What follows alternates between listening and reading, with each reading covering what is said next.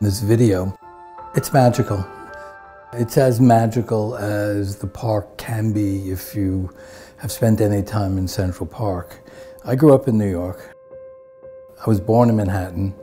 My first art classes were at the Art Students League. And I remember I took the advice of one of the teachers that said, get out in nature. But Art Students League is on 57th Street and a short walk to the park. The thing about drawing from nature, it's really just drawing and being in nature, just being there, sitting on a rock, listening to birds. So growing up, the park was a very special, magical place for me. With solitude in the surroundings of this great, energetic city. Central Park, using it for a way to bring in the magic of what we make, is double magic. If there's such a thing, there's double magic in this video. For us at David Yurman, it was very important to bring holiday cheer and the idea of enchantment, beauty, and wonder into the Christmas season. It's something I feel is essential to the holiday. Central Park, we decided to use as the backdrop for a sense of wonder and enchantment. Created in 1858 in the center of the city to essentially bring nature, beauty, and wonder into the middle of a teeming city. It was a gift to New Yorkers and to people all over the world. I was the director for last year's David Yurman Star Dreaming campaign, and I'm also the director for this year's campaign.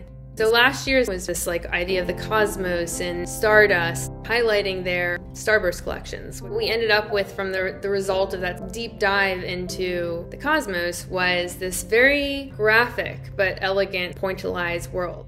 This year, it was a much different approach. Everybody felt this sort of hope and lift. The way we saw that opportunity was, in essence, a way to create a soft world, like a very organic world, a very celebratory world, with these beautiful Whistler references that were very dazzling. Our video was a reflection of the tone and moods of Whistler's paintings. In order to do that, our team created paintings in the same tonal look for the backgrounds. It was sort of these bursts of little pieces of light that existed in the atmosphere of a winter scene. And so we thought, wow, wouldn't it be cool if we created this atmosphere where it's like New York and it's just the first snow and light just sort of pulls through if we were to develop a world around that. And the other ask was we had these characters. David Yurman had an incredibly well thought through narrative about characters that were coming to life from Central Park. And Central Park as a metaphor is that it's the center of the city. They already had the location plotted in which we would travel from the Bethesda Terrace and Fountain to the various different locations in which the animals existed, and we would sort of awaken them. The architect who designed Central Park was named Calvert Vaux, and he said of his design, the center of the park was the angel on top of the Bethesda fountain. The angel was sculpted by an artist named Emma Stebbins, which made her the first woman to be commissioned by New York City to create a major piece of public art. The video represents the awakening of New York through these animals coming alive, playfully moving through the park. It is a time of all of us coming into the world again and awakening to the joys of sharing dinners and times with families and friends. So the animals were always designed to be beautiful little ethereal moments, and that they can help you journey through this idea that New York was waking up.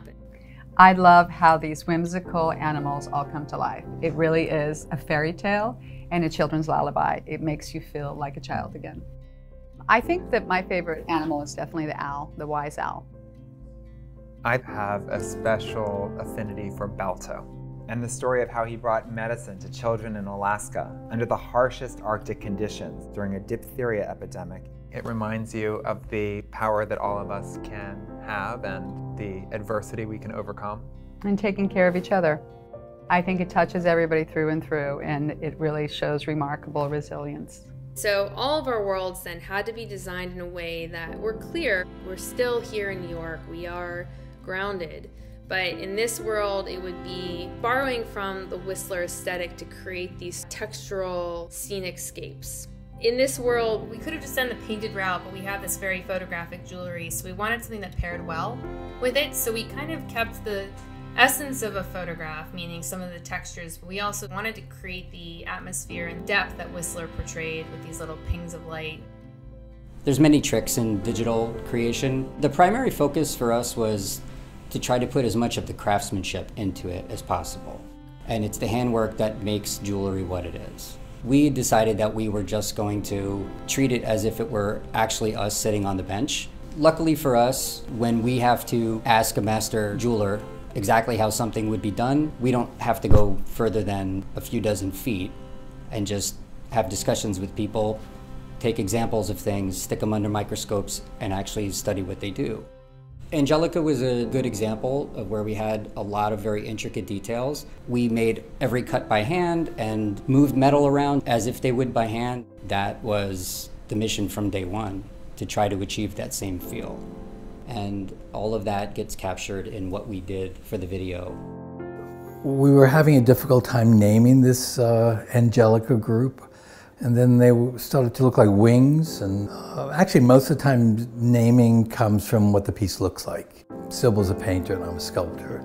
When I say originally, that's how we came to art. The art form is magical. We're here actually in my studio away from the office, which is kind of across the street, and I was kind of surrounded by some early sculptures. This is one of my favorites. We call this the Good Angel. So this Good Angel is in our store on 57th Street, and we blew him up to kind of like human size. So if you get a chance and you're in New York City, stop by the store. The Angel's in back left of the store by the stairways, and it's about freedom. It's about, you know, if you have wings, you can go anywhere. As my grandmother said about the astronaut when he landed on the moon, she said, big deal. If you got money, you can travel. But this is a way to travel that is so harmonious with the universe. But angels are symbols of freedom. They're symbols of hope.